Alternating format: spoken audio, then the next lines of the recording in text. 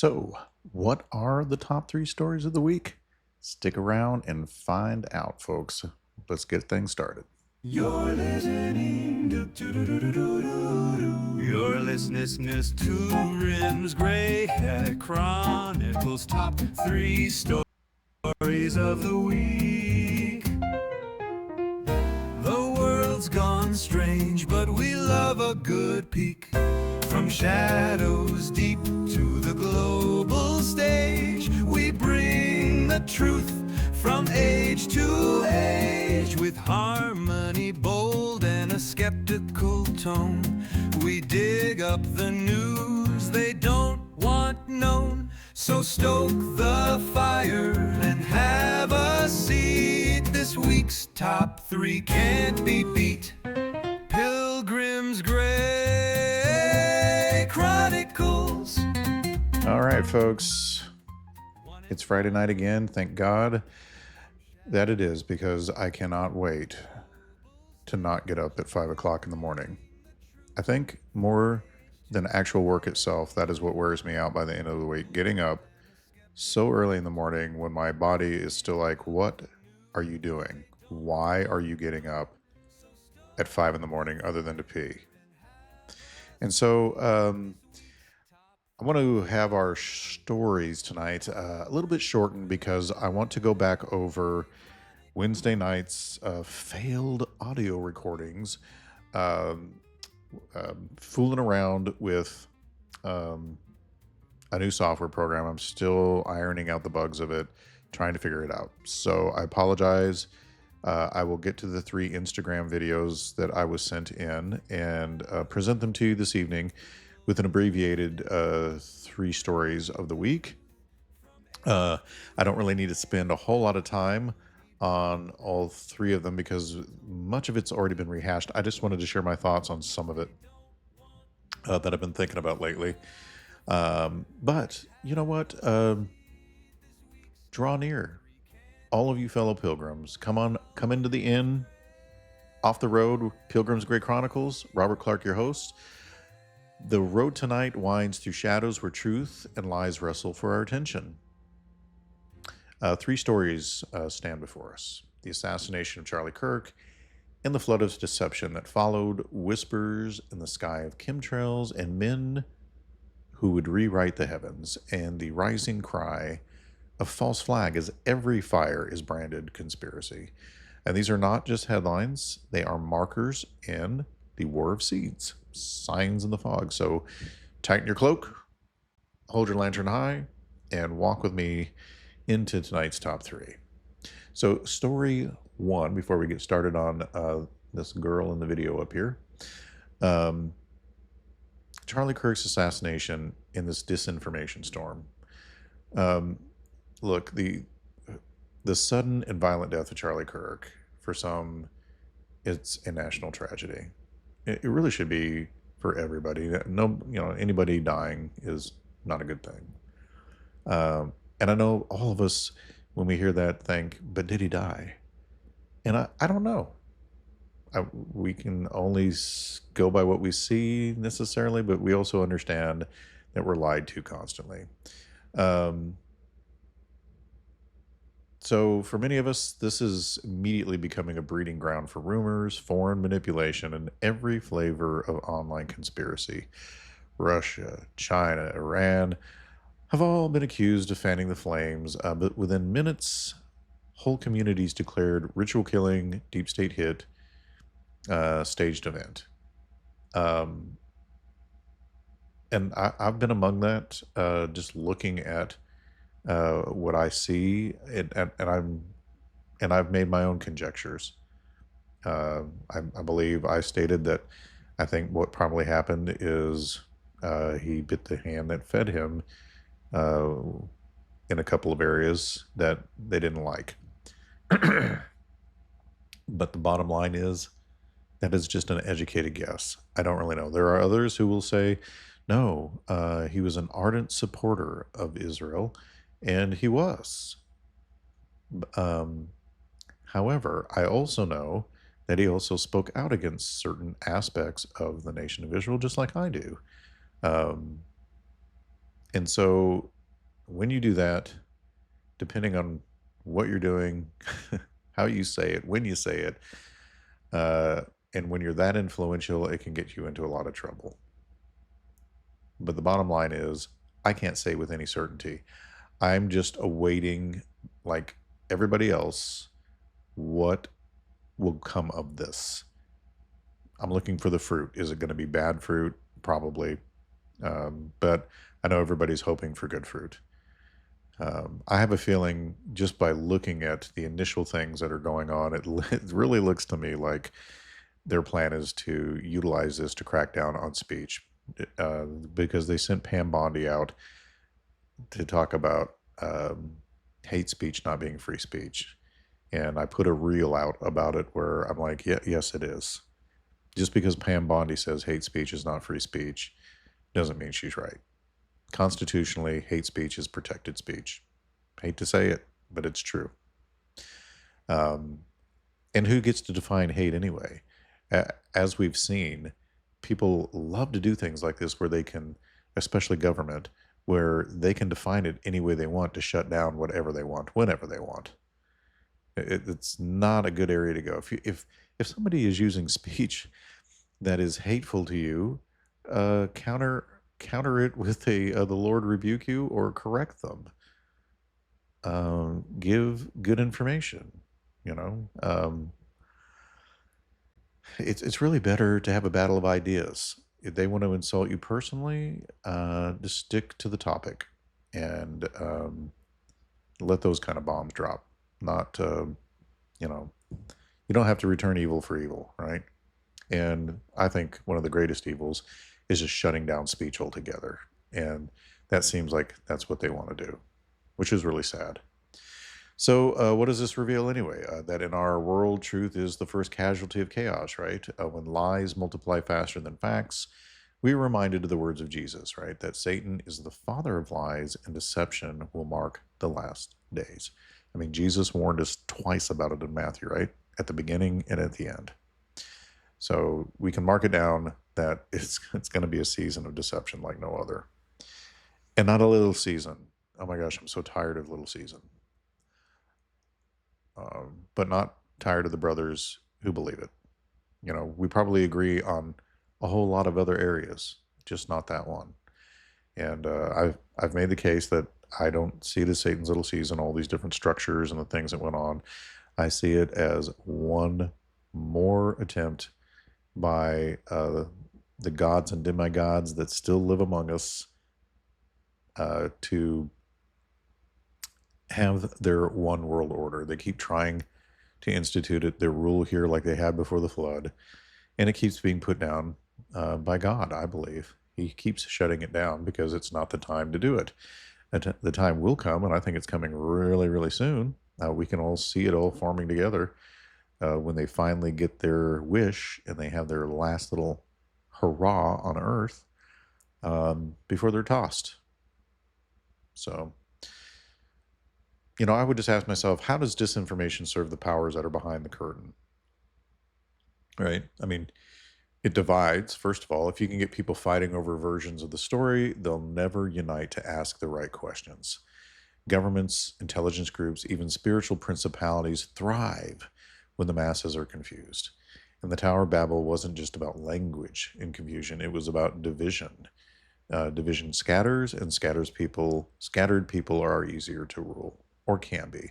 Now, I know it was God that did that because we were uniting as one in the wrong way, in rebellion against God. And at that time, we were asked to disperse, and we completely ignored. In fact, we didn't just ignore it, we did the opposite of what God said. And then nothing would be out of our reach.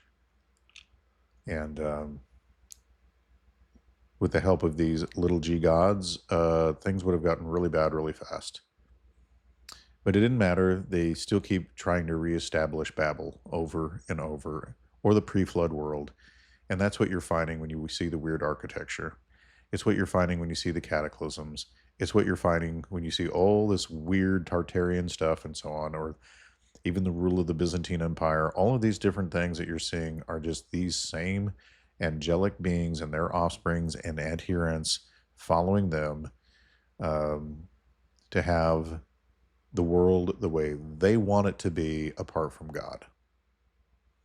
So, um, and I'm even beginning to think there's a good possibility that they may be living below ground.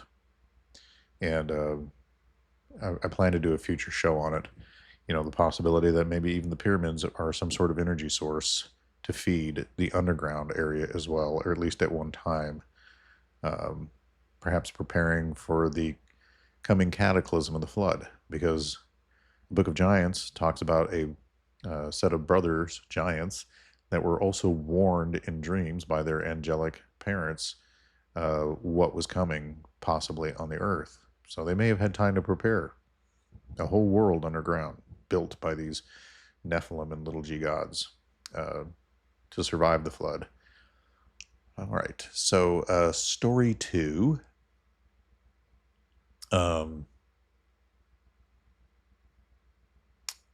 Let's see here. The reason I'm doing this story 2 is because my son sent me a message earlier today. We've had blue skies for a while, right? And I've noticed that the skies have been blue. And in fact, while I was thinking about it, I saw this um, video, some girl that follows the radar all over the United States. And she noticed that they'd stopped chemtrails all over the country for a few days. And of course, she related it to, I can't remember what her name is, but she related it to budgeting and money. And she's worried that they're saving money on the chemtrail stuff to divert it to something else, big time stuff, like possibly prepping for, war, or who knows, I mean, with our government, you just never know what they're up to. But anyway, long story short, my son sent me a message that said, boy, they're really seeding the clouds today. And I had noticed that all morning long in the sky, chemtrail after chemtrail after chemtrail, crisscrossing X's all over the place. And sure enough, we have cloudy skies, and we'll probably have rain tomorrow as a result, dumping chemicals all over us. To me, it's bad enough that we have to deal with ragweed and pollen this time of year. Do we really need to be dumping heavy metals and whatever crazy crap they're putting in the air? I mean, I've heard all sorts of things. One thing's clear to me, though. If you're watching the skies and paying attention, you can definitely see that they've formed this haze. They spread it out there, cloud the sky. They just keep laying trail after trail after trail, and eventually you have this thin, gross, smeary skied cloud field, up in the air, and it's, I don't know. You get to a point where you can tell the difference between fake clouds and the real ones. So, climate scientist David Keith, working on solar geoengineering, has found himself the target of threats and anger from those who believe planes are seeding the skies with poisons. And the mainstream frames it as policy debate. But for us, it's definitely proof of hidden hands tampering with creation, right? But let us ask, what happens when man seeks to bend the heavens to his will? The scriptures tell us the Mazzaroth, the stars in the skies, mark God's times and seasons. The Watchers once sought to corrupt creation itself. And I just wonder, is geoengineering a repeat of that same rebellion? It sure seems that way. It seems like one of the things that really upsets the Creator is when people try to rearrange his creation in a way to suit themselves. Does that make sense? And it's probably because it's not healthy for everybody in the environment. You may think that what you're doing is good and you're changing things to what you think is an improvement, but don't you think a perfect God who knows his creation because he created it knows that it's not a good idea, and he's not just being a wet blanket and preventing you from doing things that will be incredible and improving man and improving the environment? I don't know, just a thought. I mean, Why does man always seek to control the skies anyway? I personally think it's because the heavens are God's signature, right? The Mazzaroth, the stars, the appointed times, they remind us that He alone orders creation. But rebellious men, often influenced by the same spirits that defied God before the flood, want dominion over what was never theirs. Changing the weather, blotting out the sun, rewriting the calendar, it is the same ancient lust, really, to sit in the place of God and be like Him. And maybe even recreate your world according to you and how you want it, rather than what He intended. That just doesn't sound like a good idea to me. But that's because I know God and I trust Him. And then you have to ask yourself, how does this connect to the Watcher's old playbook, right? If it's them instructing us, because I think it is. Well, Enoch tells us the Watchers corrupted creation itself, right? Mingling what was holy with what was not. And they sought to alter what God declared very good. Geoengineering is not fallen angels with giant offspring, which is some of their initial tampering, but the pattern is still the same, right? They manipulate creation under the guise of progress, and in the process, warp the order God established. It's just what they do. And sometimes I think, just like Enoch says, they do it to provoke the Lord. And I often wonder, is this science or something darker? I think it's kind of both dark science, right? I mean, science may be the tool, but the spirit driving it is, the pre-flood folk. It's not progress when it erases the markers God set in the heavens, right? It's rebellion wearing a lab coat. Ecclesiastes tells us that there's nothing new under the sun, and what we call geoengineering may just be modern man echoing the ancient rebellion of the Watchers, right? And then story 3, false flags everywhere, right? And it just seems like suspicion has supplanted truth, right? Finally, the cry of false flag has become the default explanation for nearly everything: shootings, disasters, attacks. Entire communities now live under the assumption that nothing is what it seems and that every tragedy is staged. On one hand, Scripture warns us to be discerning, to test the spirits, but on the other, endless suspicion can become its own prison. If everything is a false flag, then truth itself is lost and we descend into paranoia. Now, is there false flags? Obviously, yes. I've given examples of them. The attack on the U.S. Liberty, I believe, was one. And I know people don't want to believe that. They buy the narrative sold to them by our leaders and the leadership of Israel. But some of the witnesses are still alive, and I've heard their stories and I've heard them interviewed, and I've seen their information, and I would trust them long before I would trust government officials who were willing to do things like Operation Northwoods. And we know they've been guilty of doing things like this. I don't trust our government. I don't trust our mass media. And after seeing the events of the world since 2020, I trust them even less than I ever did before. They clearly do not mind doing things to us that are not good for us, all the way up into death. So with these things, I think we should ask ourselves, why is the false flag narrative even exploded in our culture? And it's because trust has collapsed. Institutions that once were seen as guardians now look like predators, and they were probably never guardians to begin with. People instinctively suspect manipulation because history has given them reasons to. From covert wars to propaganda campaigns, suspicion grows where trust has been betrayed.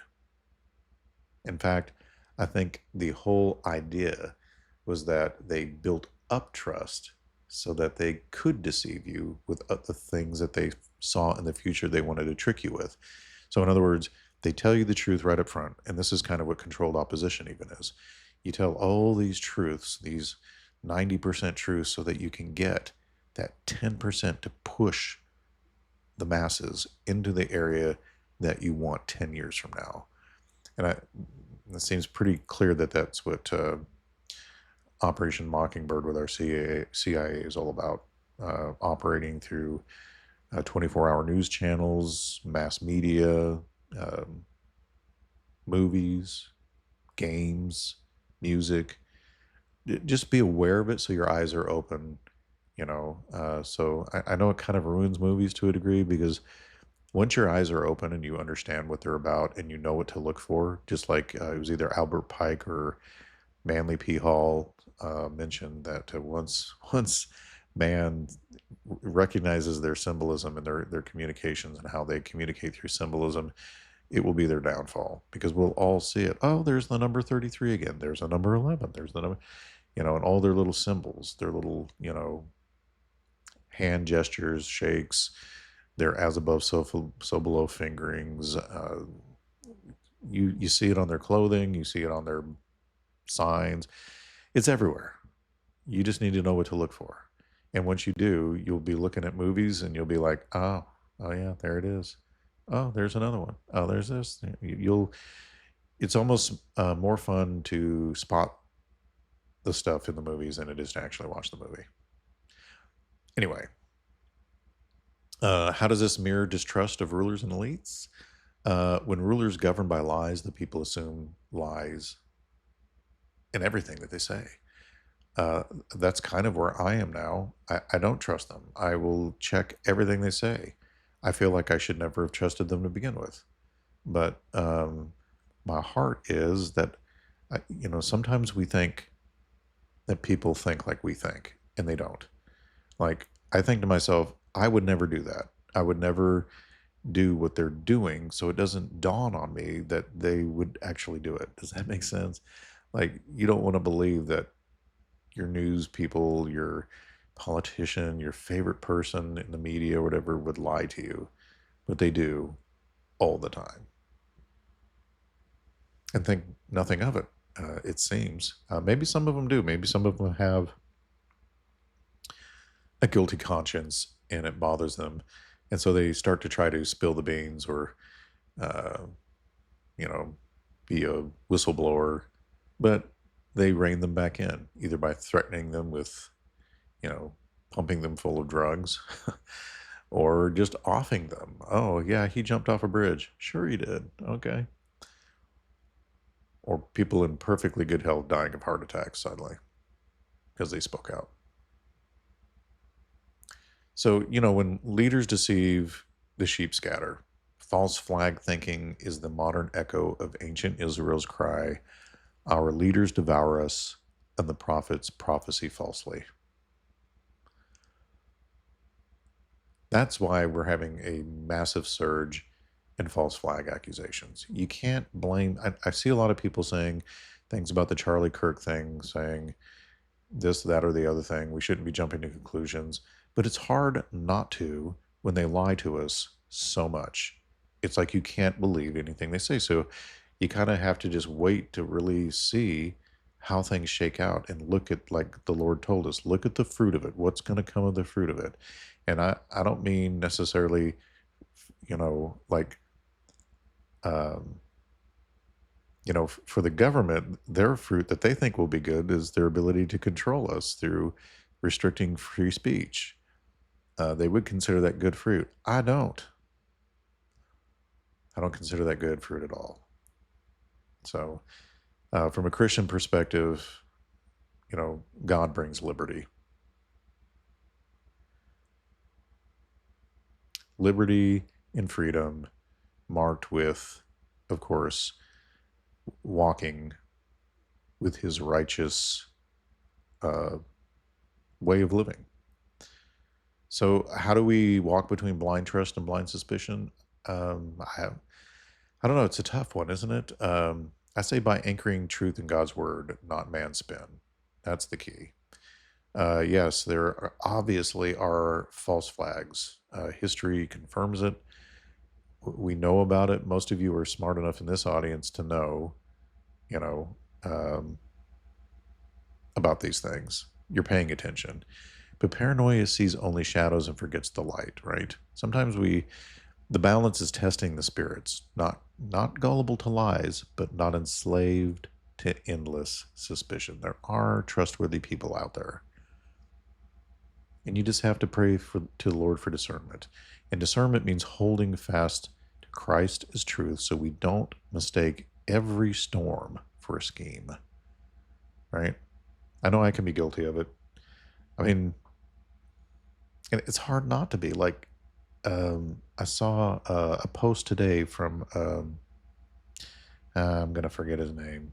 Anyway, as a part of his post, he was talking about a dream he had. And this was on my X account, Pilgrims Grey Chronicles on X. And I was reading it, and I told it to my wife, and I said, so I'm reading this guy's story about how he had a dream that some demon or something said, I'm in the basement or something like that, right? And I completely kind of ignored his whole story when I got to the bottom of it. And he told everybody in the story that he had this dream September 10th at 3:30 in the morning. And so as soon as I saw that, the immediate thought that went through my mind is, I wonder who he's giving comms to with that number 33 being present in his messaging. Because it's everywhere right now, especially surrounding this Charlie Kirk thing. It's like it's tagged in everything. 33 hours later, I don't know. And so it's sometimes I feel like, am I just being ridiculously over paranoid? And, or is this some sort of calm that they're all sharing right now for whatever reason? I don't know. You tell me. There's people far more wise and smarter than I am about such things. And I appreciate you all when you comment. So I'm blown away by some of the comments I read in some of the emails I get. You guys are brilliant. And I appreciate all of you for listening. And, these three markers that we have here tonight, a political assassination wrapped in lies, men tampering with the skies, a culture choking on its own suspicion, they really form a picture, a world unraveling under the weight of deception, just like we were warned, right? But we pilgrims do not walk in the dark without a lantern, right? We will trace these shadows back to their roots in the ancient seed war and remind ourselves that though deception rises, truth will prevail when the king returns, which may be sooner than you think. And that's one of the subjects we'll be covering this Monday. Is I want to go over this September 23rd, 24th date, since it's Tuesday, Wednesday of next week, and go over the rapture and discuss that issue, because it's going to be huge over the weekend and the following week. Whether it does or doesn't happen, it's going to be big news. And there's all sorts of weirdness already ahead of it. Now, before I forget, let's go to ta-da, our videos that I tried to share with you on Wednesday night that were sent in by viewers. And for whatever reason, the audio wouldn't record. So when I allowed Riverside to make the reels, I just did magic reels. And what it wound up doing is it just edited out that audio completely. So I apologize. You can hear me commenting on it, but you're like, what the heck is he even commenting on? Because I can't see or hear the video. Well, you're about to see. So I will show you each one, and hopefully you will enjoy these. This is one that has to deal with Charlie Kirk's wife and some of the oddity behind her her background. And it is odd. I don't always know what to make of such things.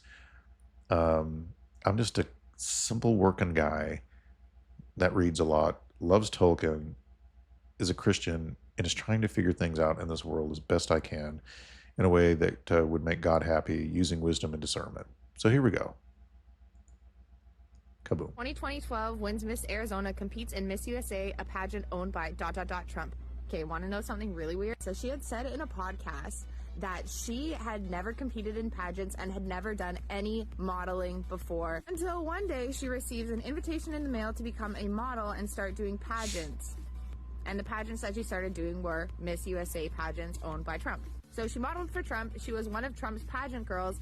But did you know that she was also a casting director at the same time that she was doing all of this stuff for Trump? Now, she doesn't specify on her website if she worked as a casting director for Trump, but around the time that she was claiming to be a casting director, she also owned a ministry that was working with the U.S. military in Romania. The area in Romania where she was operating this ministry had a bunch of locals accusing these evangelical ministries of kidnapping children and trafficking them out of the country. These children were being found in the UK, in Israel, and were also being sent to undisclosed private islands.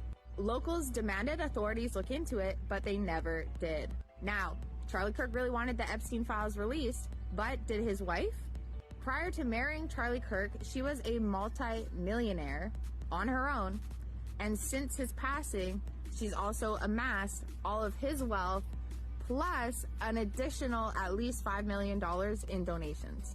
She's currently considered the most powerful woman in the United States, with mega fans begging her to run as vice president in 2028. Let's talk about their first date, because it was actually a job interview. Back in 2018, 2 years after Donald Trump had started working with Charlie Kirk had hosted a Turning Point USA opening event for one of the offices that they had opened. And Erica and Charlie Kirk were introduced to each other. Charlie Kirk instantly thought that she was beautiful, but thought that she was really smart. And allegedly, one of their mutuals had suggested that Charlie Kirk hire Erica. I'm assuming it was Donald Trump or someone on his team, because Donald Trump had signed on to work with Charlie Kirk, and Erica was already one of Donald Trump's employees. So it would make the most sense for Donald Trump and his team to encourage Charlie Kirk to hire Donald Trump's employees.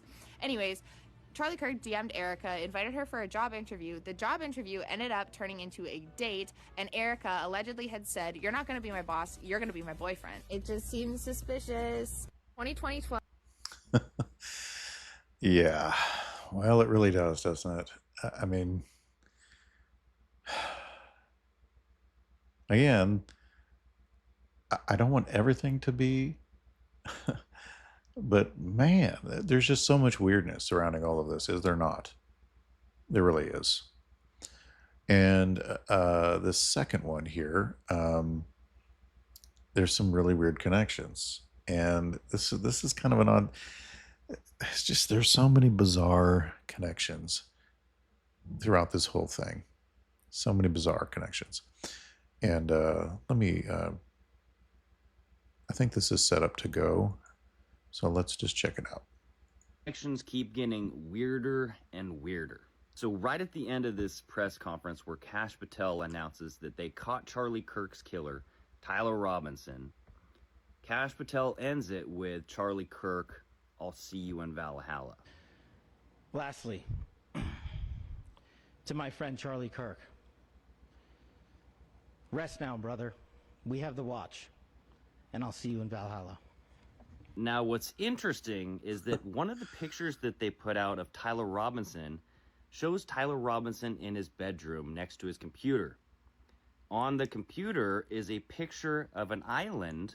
That island is called Goat Island, and it's located in New Zealand, that has a retreat called Valhalla. Isn't that weird? That's just weird. It is weird. That is undeniably weird. Categorically bizarre. All right.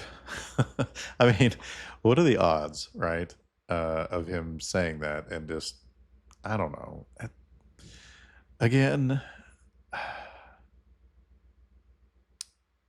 I feel like I'm being hypocritical because I've done a story about where we need to try not to just everything be a false flag, but at the same time, there's some high strangeness here, right? It's not, is it just me? It can't be, because this guy notices. All right. And then number 3. Okay. So this one, remember I told you about the comms And this guy that runs this page just cracks me up anyway. Uh, Pay particularly close attention to the fact that he's making fun of the fact that Kash Patel sniffs a lot. And so um, those of you who are listening will hear the sniff, but those of you who are watching the video on YouTube or Rumble, you'll see him like, uh, he'll take the video and like suddenly zoom in on Kash Patel's nose. And I don't know, maybe I'm childish, but for some reason I just find it hilarious. Anyway, so let's give her a go, shall we? Oh no. Sorry, we're having trouble playing this video. I don't want to learn more. I want you to play the video. Let me try refreshing it.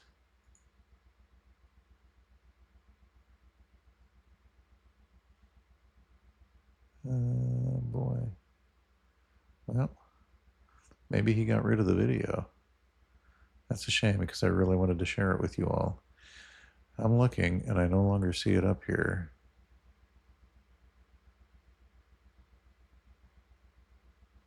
That is a real bummer, man. How many videos does this guy put out every day?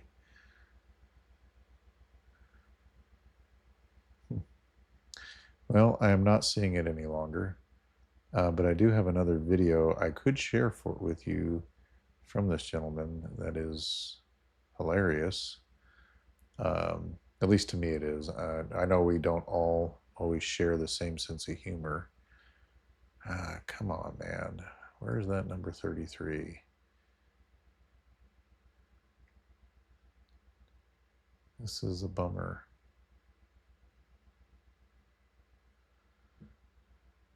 It should have been like right in here.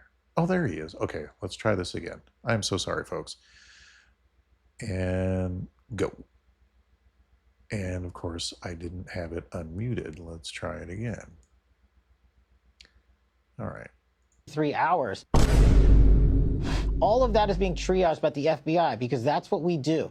And the resources that the Attorney General has dedicated to this mission is allowing us to move at the speed we have. As you said, 33 hours. 33 hours, Sean. This individual is apprehended. And on the night... Let me ask you. Because 33 hours... And I did mention Luigi Mangione, and I did mention the Sarnoff brothers in the Boston bombing, and I did talk about the Centennial Park bomber Eric Rudolph and Ted Kaczynski. 33 hours, 2 hours after the video footage was enhanced and released, the suspect's father turned him in. And you got criticized for doing that, and I'm having a hard time understanding what people's expectations are. Sean, my expectation is deliver to the mission and the resources the men and women the FBI need and to produce. And that's what we did here. When you're talking about things like going out to a crime scene, that's how you investigate that matter properly. And when you're talking about why did it take 33 hours, all of that is being triaged by the FBI because that's what we do. And the resources that the Attorney General has dedicated to this mission is allowing us to move at the speed we have. As you said, 33 hours. 33 hours, Sean. This individual is apprehended. And on the night... Let me ask you. Okay. So you get the idea. The number 33, over. And we know that's associated with secret societies, Masons, and so on. It's how they communicate. I don't know what they're communicating. Only they probably fully know, but that is like a tag that there's a comm in there somehow to look for. And it's probably different every time. But it's just interesting that that number is floating all around this. And my goodness, Jake GTV, the whole sniffing thing, just, I guess I'm just silly. But I find that really ridiculously amusing. I guess I shouldn't. It's very juvenile, but it's hilarious. Anyway, there's another series on here I wanted to share with you, but it kind of makes me concerned that if I do share it, I don't want people upset about because it's meant in good fun. So I'll tell you what, I'll share with you just part one of part two here. And when they say antiseptic, it's really a replacement word for anti-Semitic, and they do it to not get flagged. I guess, I don't know. So but anyway, you'll get the drift of it, and I will play part one, and if I get enough interest in emails, I'll play part two on the Mailbag Wednesday. So here we go. Welcome back. It's been quite a week. Jackie's still missing and questioning is still Hamas. That's right. Tonight, another $650 million sent to Israel. Right, Jenny? That's right, Erica. We're here in Gaza where sand people are being pushed out so the chosen people can finally come home. Please help. Ugh, get off me. Ooh, sounds like there was some kind of explosion out there. Yeah, good thing it's just sand people. Yeah. Jenny, maybe get a reaction from someone on the ground for us? أنا بني آدم قاعد لا أكل ولا شرب ولا شيء ولا مصادر للحياة في الطريق ما فيش. وين المؤسسات الدولية؟ Yeah, what he said, right, Tom? I have no idea what he just said. Yeah, probably something sandy. In other news, our greatest ally just bombed Qatar. Whoops. That's right. Qatar is supposed to be the mediator of peace, and now America has to decide how we're going to finish off the sand people. Let's go live to Charlie and Shapiro-Stein. Israel bombed Qatar. It's like, maybe we should also ask a question. Is the media totally presenting the truth when it comes to Israel? Just a question, that maybe we shouldn't believe everything the media says. Stick to the goy-slop or you'll end up like Jackie, last warning. Shapiro-Stein, tell him what it means to be chosen. I'm overtly pro-Israel, right? I mean, I'm not making any bones about this. I'm a Jew and I'm a Zionist. I'm not going to pretend that to say otherwise would be absolutely silly. The perception the legacy media is like owned by the Jews. And I was going to say, Ben, you Jews own the media, Ben. Shut it down! Everybody say bye-bye to Kirkberg! I didn't know Charlie was based like that. Yeah. I hope he doesn't end up like Jackie. Hello, this is Mossad. Charlie's on at noon. Utah. I'll be there. Good call, Producer Berg. In other news, the IDF just got caught sniping sand people trying to get food and resources for their starving families. Check it out.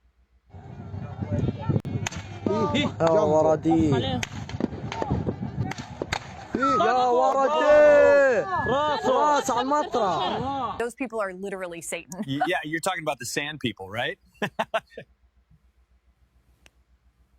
Right? Thanks, guys. It's a beautiful day here in Utah where Charlie is hosting a fair and open debate. Students are just arriving now. You first, Tyler.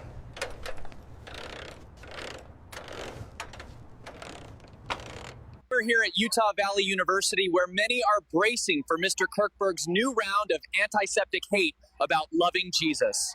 Abortion is good. You don't even let me talk. Ugh. What is a woman? Bigot!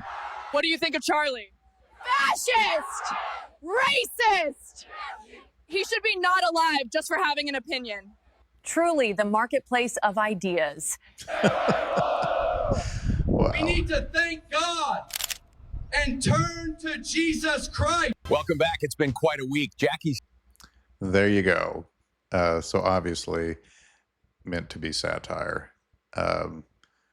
But they make great points. I know some of it can be offensive, but I suppose all good satire is to some degree. Anyway, I will play part two for you next week if you want to. Anyway, I find it amusing and interesting. Not in a bit. I mean, I get that there are people suffering. Don't take it as a thing that I'm trying to be indifferent to suffering. I get it. I've prayed for these people. I don't. These kinds of things take great discernment to really know what's going on.